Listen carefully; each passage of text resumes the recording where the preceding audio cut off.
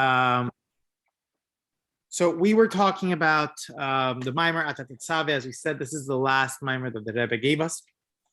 And it dealt with a bunch of questions on the pasuk Veata Tezave, and we also dealt with a few things that actually pertain to Purim, right? We had a very interesting idea that how we spoke about how the Moshe Rabbeinu of each generation is tasked in connecting the Jewish people with God, or more like revealing the Jewish people innate connection with God, right? And he does that through arousing the Mesiras Nefesh, the giving over of one's soul.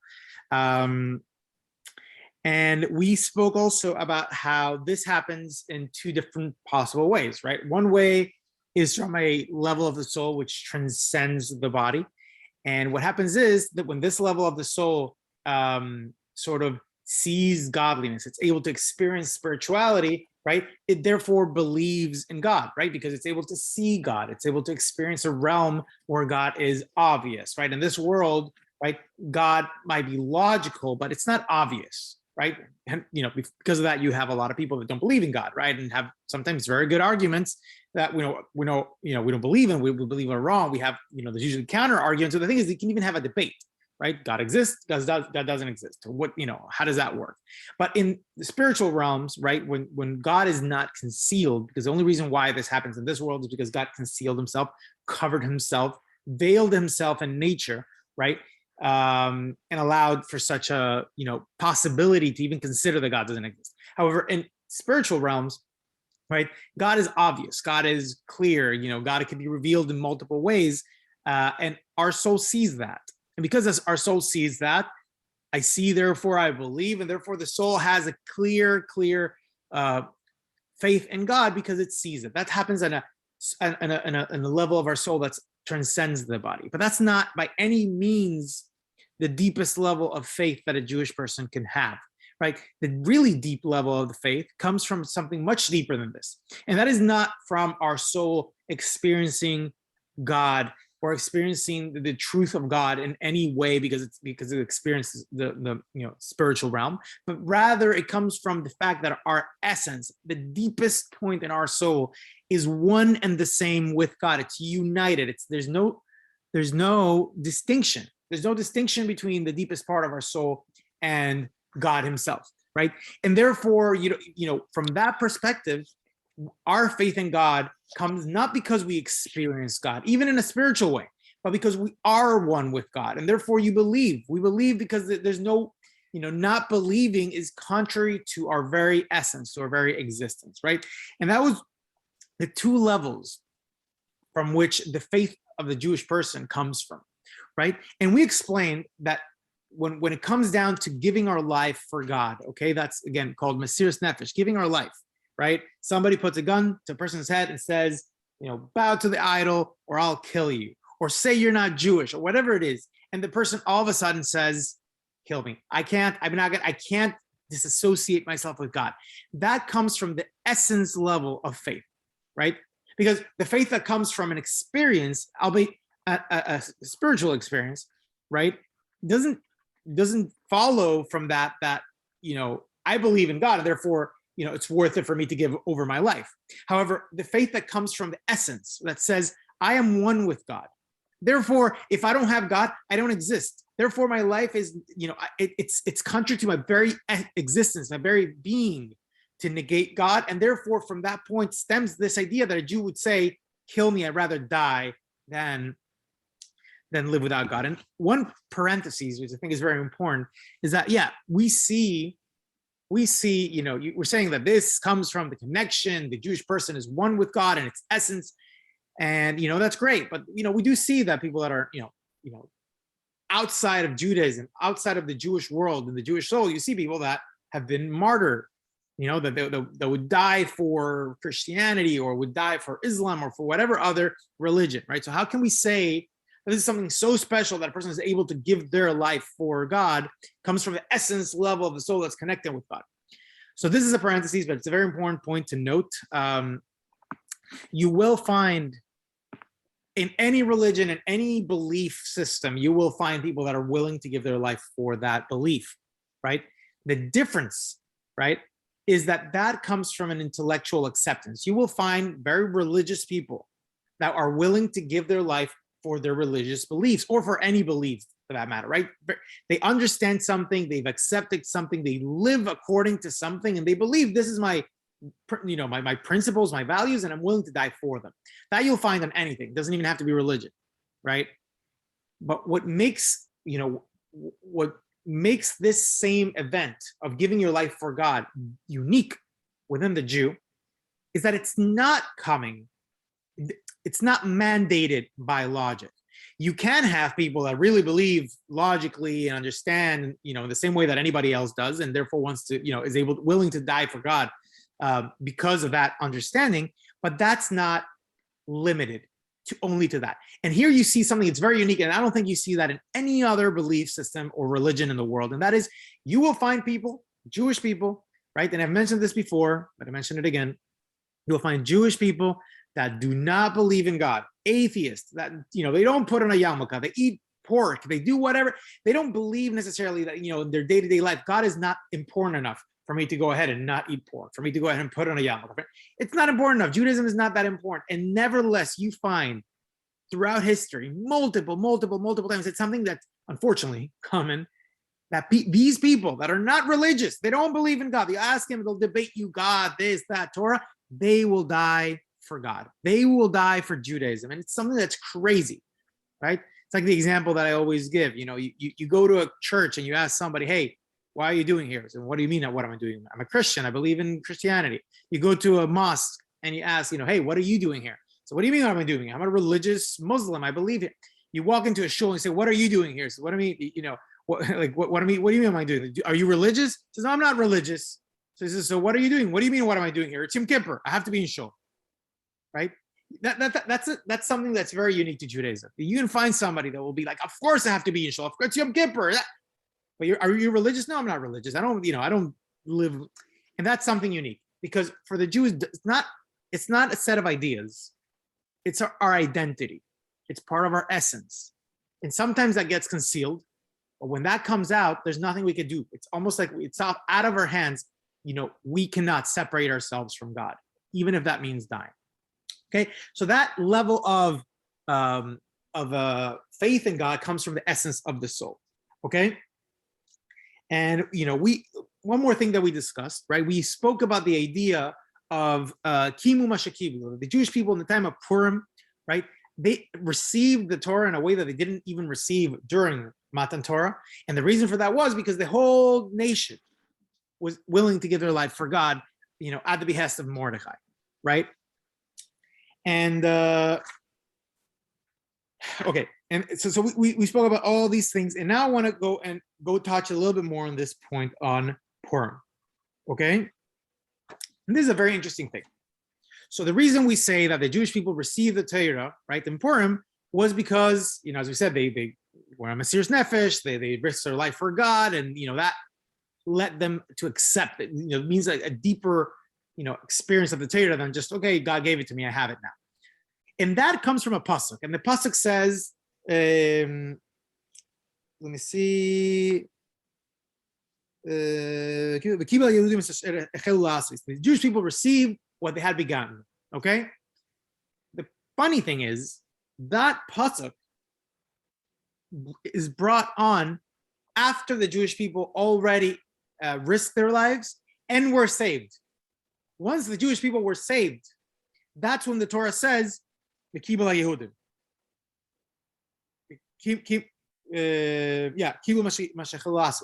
That's where the pasuk is there once the Jewish people were already safe. So it's interesting. We're saying that the reason why the Jewish people, finished receiving the Torah was because of this, self-sacrifice. But the Torah tells us about it not during the time of the self-sacrifice, but after the Jewish people are already safe.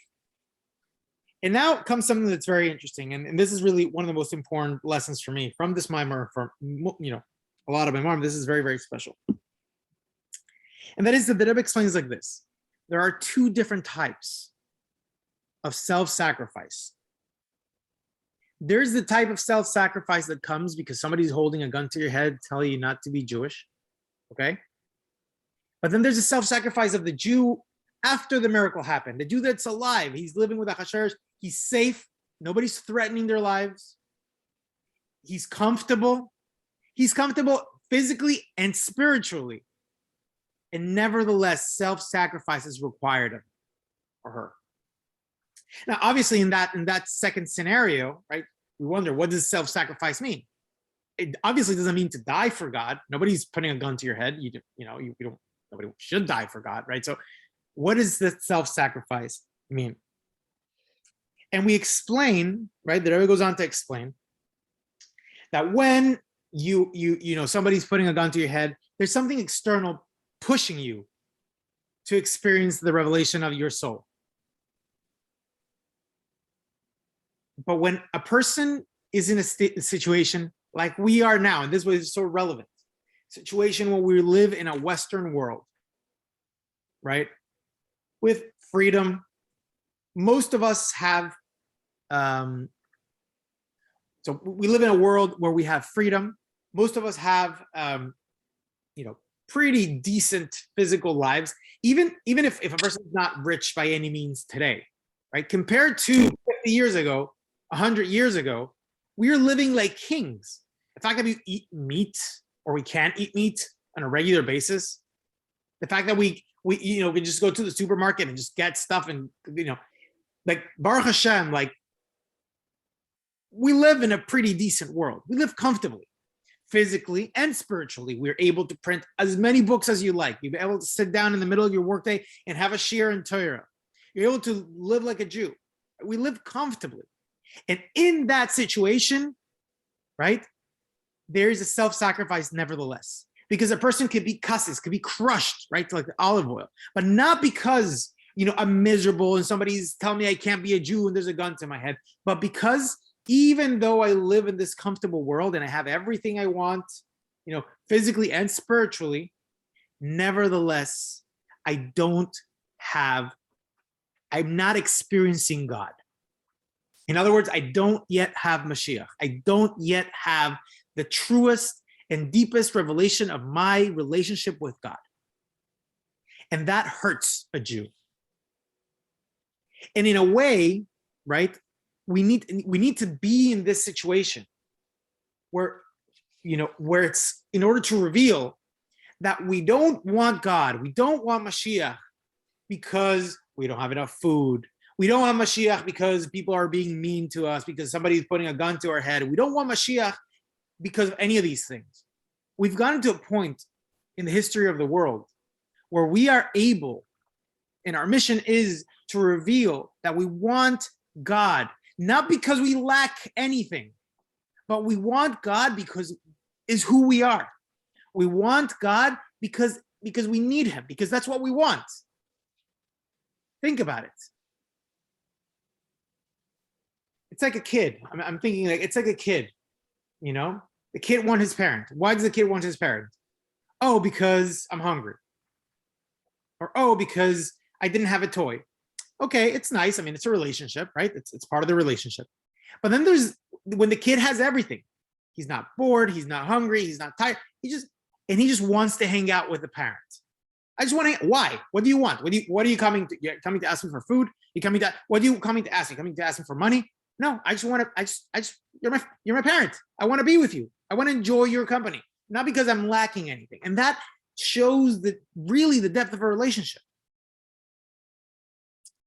So in the times that we live in, we have an opportunity to express the essence of our soul, to have mesiras nefesh, right? But not in a way that we die for God, but in a way that we live for God, that we experience the fact that, even though we have everything inside, we're still crushed. It still bothers us deeply that God is not revealed in this world, that Mashiach hasn't come. And in a way, even though when a person dies for God, like the person in Russia in the 1950s, right, who was dying because of being a Jew, even though that's super high and it reveals an essential nature in our soul, this level, believe it or not, that we are in indicates an even deeper relationship, an even deeper level of our soul, it's a more pristine revelation of our essence. When we have mesiras nefesh in a situation where we have it all, or relatively. where we're comfortable. Okay, and the reason why that is, it's very interesting. You see, a Jewish person is wired, as we said, right? That like the Alter Rebbe says, a Jewish people cannot, he doesn't want to, and he cannot, even if he wanted to, be separate from God. You can't. Again, it's who you are. It's your soul. You take that away, you're nothing. You don't exist. It's who you are. So we're wired so that we cannot disconnect from God. Okay? It's because it's our essence. So what happens is that if a person is, put in a situation, right, when somebody puts on a gun to their head and says, you are going to bow to an idol, right? What happens is usually through their life, they fool themselves. There's a ruch shtus. They fool themselves. They tell themselves, I could sin. I could do this. I could eat whatever, right? It's not going to affect me. It's not that they essentially don't care about their connection to God. They just convince themselves that this is not affecting their connection with God, which is faulty. I mean, it is affecting. But when something comes and it makes it very clear, it says, you are going to now deny God and say that he doesn't exist and you bow to an idol, and you cannot no longer convince yourself that this is not going to affect your relationship with God, which is, what in most cases, people would get to that point in such a situation. What happens is an emergency system sort of kicks in, basically. Your essence comes out and says, I cannot do this. It overwhelms the system. And you no longer are making choices rationally or even emotionally. You're just your essence is just out there and saying, I can't. Why? I can't explain why. Is there a reason why yesterday I wasn't religious and today I'm willing to that? There's no reason, right? It overwhelms the system in a way, kind of like the essence shines forth and overwhelms the system of logic, of emotions, of a consciousness that we have, and makes it just make the choices based off of who we are in essence. The problem with that system, the problem with that happening, right, is that it doesn't change the person, right? When a person comes and puts a gun to the guy's head and says, bow to the idol or I'll kill you. He says, no, kill me, I'm going to die like a Jew, right? If the guy with the gun now leaves, this person who just, did the holiest self-sacrifice for God will now get up and live on with their lives. It didn't necessarily change. It could, potentially, it could be a catalyst for change, but it didn't necessarily change. Their ideas didn't change, their emotions didn't change, their personality didn't change, right? And this is something very interesting. That's what you see a lot of people who were back in Russia, were living through the Holocaust, God forbid, and they were willing to do things for God. I personally used to go put on tefillin on people on an old age home, a Russian old age home. And one of these people, some of these people told me how when they were in Russia, they would risk their lives to go to shul. Risk their lives. If they got caught, they could have been sent to a gulag in Siberia. And now they're in America when nobody's telling them they're going to send them to a gulag in Siberia, and I have to come put on tefillin on them. Think about it. When you're in Russia and somebody's holding a gun to your head, you're willing to risk your life for God, for Judaism. And now there's no risk, but you don't put on tefillin.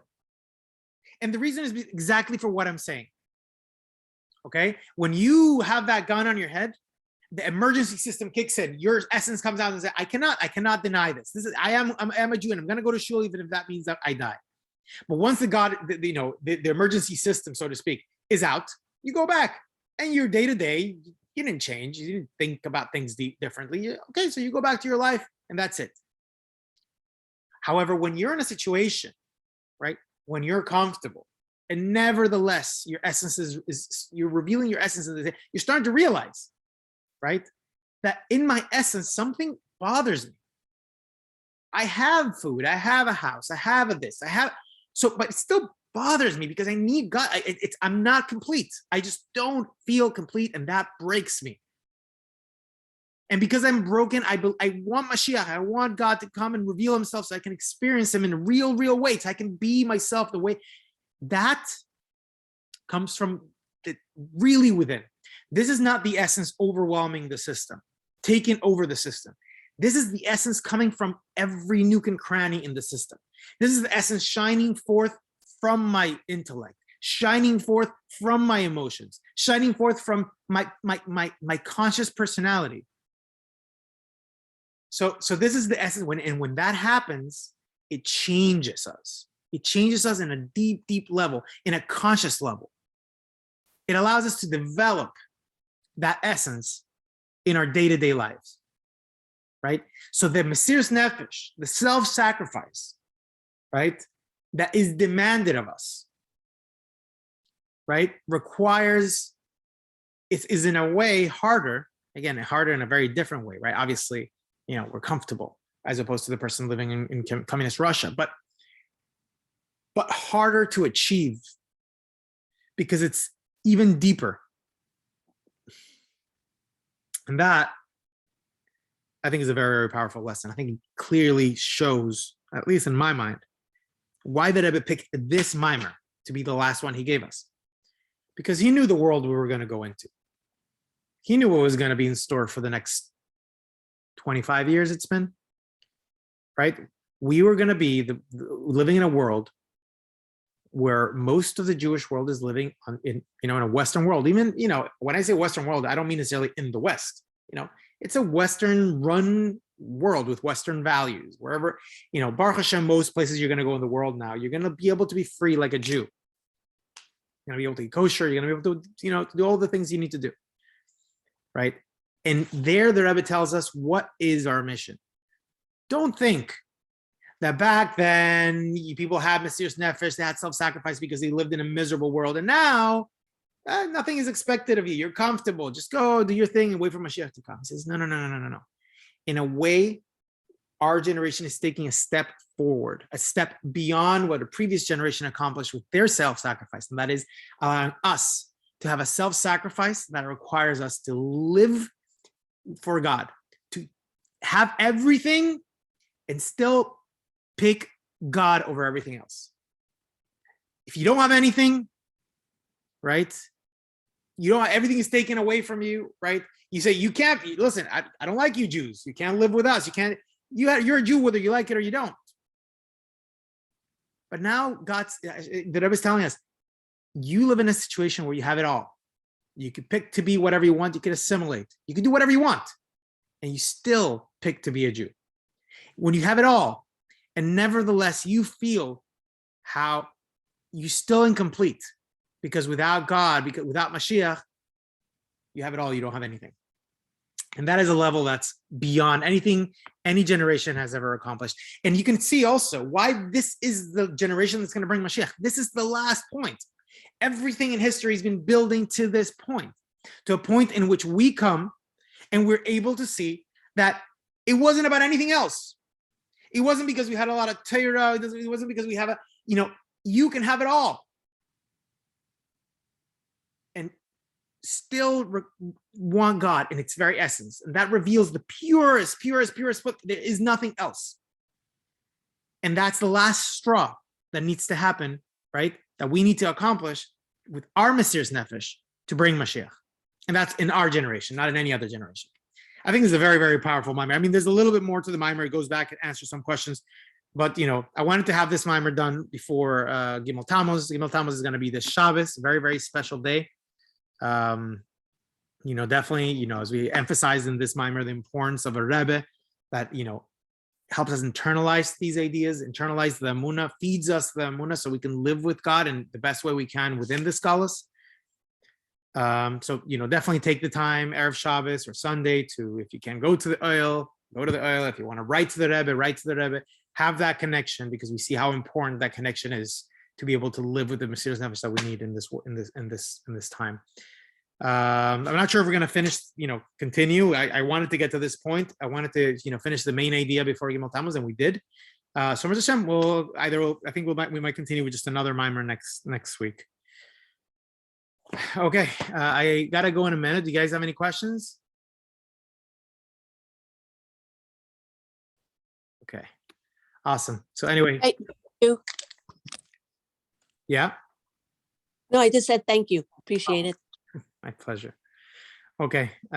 Anyway, I'll see you guys in Hashem next week. It's gonna be, hopefully next week will be on Thursday like usual. Okay. Thank you, Rabbi. Bye, everybody.